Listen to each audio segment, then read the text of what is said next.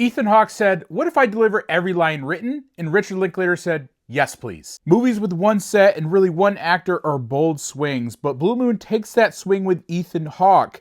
And you can feel the impact of that, but is that enough to make this one of the greats? Let's talk about it.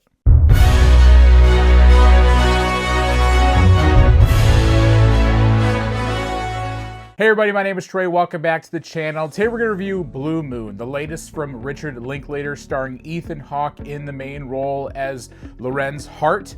I did not watch a single trailer for this movie. It's Monday and I had nothing to do this morning, so I was like, let's go to the movies. I've heard a lot of good things about Ethan Hawke in this movie.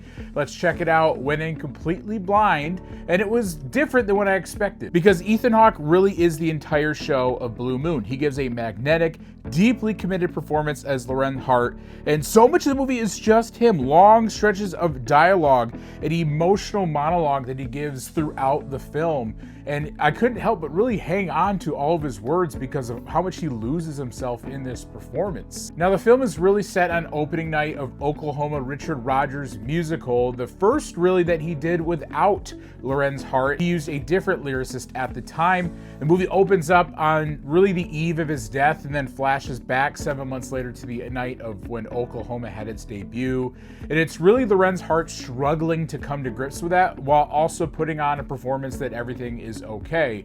But you could tell that he's really struggling with the idea of being replaced by somebody else. And it really eats at him, and you kind of see over the course of this hour and 40 minutes a descent into a realization that it might be over for him as you learn a lot about this character, struggles with alcohol use and that sort of thing, and how that would affect his work performance with Richard Rodgers, and why he probably sought out a new lyricist to work with in the first place because of those struggles.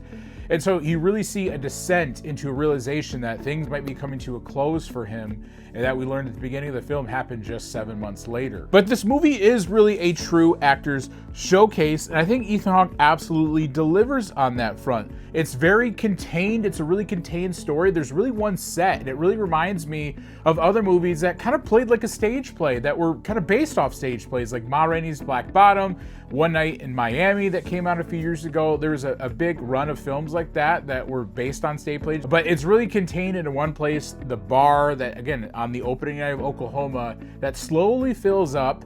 And I really appreciate films that take swings like that to, hey, we're only gonna have one set that we're gonna work with, and you kind of see over the course of the night as the play's ending and other people are coming in to the after party and how that impacts Lorenz and who he's interacting with and so forth. But the structure of the movie really gives that Broadway front row experience. And again, you can't help but be drawn into Ethan Hawke's performance because he's just really good. He's really good. I think he's as advertised that we saw, and you could definitely see the connection between him and Linklater as they've worked together in the past, most notably with Boyhood, that I think is my favorite Linklater film.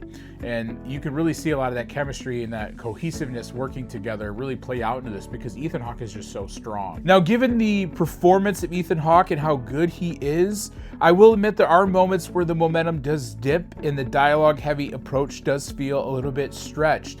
I'm not gonna lie, there were sequences where I was drifting in and out of what was going on, especially late, probably midway through the movie. It really felt that way, and even towards the last third too, there were some sequences where I was losing myself a little bit. I was checking my watch, but figured if we were almost done.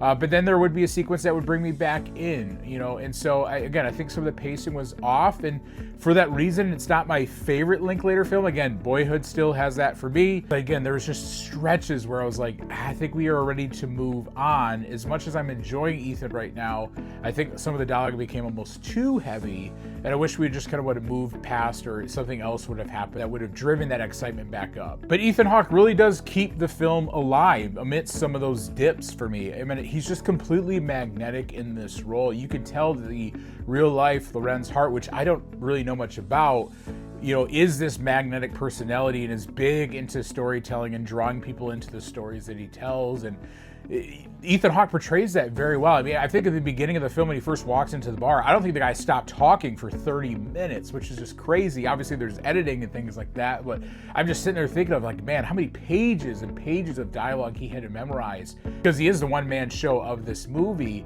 And so he just has a way of, even when you're starting to leave yourself, he'll enunciate a piece of dialogue or do something exciting to kind of snap your attention back.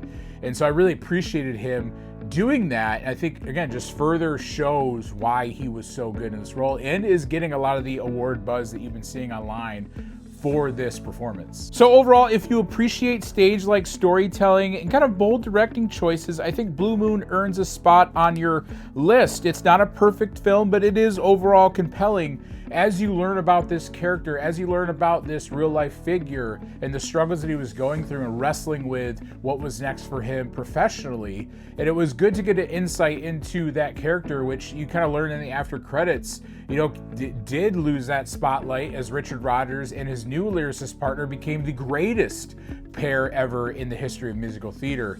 And so it really makes you feel that for him, for this character and some of those things he was wrestling with at the time. And I appreciated the direction, I appreciated the story, because even in those dips of pacing, the story is still a compelling one thanks to Ethan Hawke's performance. If you saw Blue Moon this weekend or in the past, I think this is the second weekend that it's come out, let me know your thoughts in the comments below. If you're somebody who's familiar with his biography and his story, I'm curious to know how you felt about the depiction as well. Leave your thoughts in the comments too, guys. If you like this video, leave a like, subscribe to see the future stuff. Thanks for tuning in.